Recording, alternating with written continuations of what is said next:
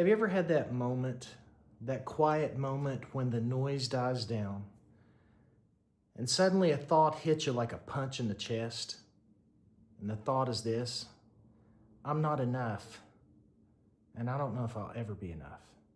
Not strong enough to carry what's on your shoulders, not smart enough to figure out what's next, not disciplined enough to finally change, not spiritual enough to be who God's calling you to be. You look at your life at where you thought you'd be by now, and it feels like somewhere along the way you just missed a step. You missed a moment. You missed your chance. Let me say this as clearly as I can. That voice is lying to you. But here's the twist most people never hear. You and I were never meant to be enough on our own. Jesus said in John 15:5, I am the vine and you are the branches. Apart from me, you can do nothing. Now let that sink in for a second. Apart from me. You see, you weren't designed to be independent. You were designed and created for dependence. Total, honest, daily dependence upon Him. I'd like for you to picture a branch that's been cut off from a vine or a tree. At first, it still looks alive. The leaves are still green. It looks strong.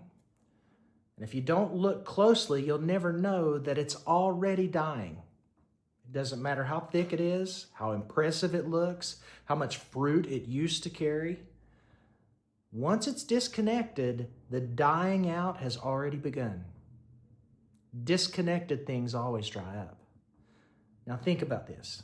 The branch doesn't grit its teeth and strain to produce fruit. It doesn't wake up and say, okay, I've got to try harder today. It has one job. Stay connected. That's it. You see, the deceiver tries to tell you a lie, and the lie says, try harder, be better, do more. Earn it. But Jesus says, abide, stay, remain in me. You don't have to prove your worth. You don't have to earn your value. You receive it. Your value isn't determined by your resume, by your followers, by your bank account, the number of likes that your last post got, or how productive you were this week. You are already valuable because God says you are. And when you're connected to Christ, you don't have to be impressive. You don't have to be the strongest one in the room. You don't have to have it all figured out. You just have to be attached to Him. So the next time that thought sneaks in, when you're driving in silence or you're lying awake at night and it whispers, you're not enough.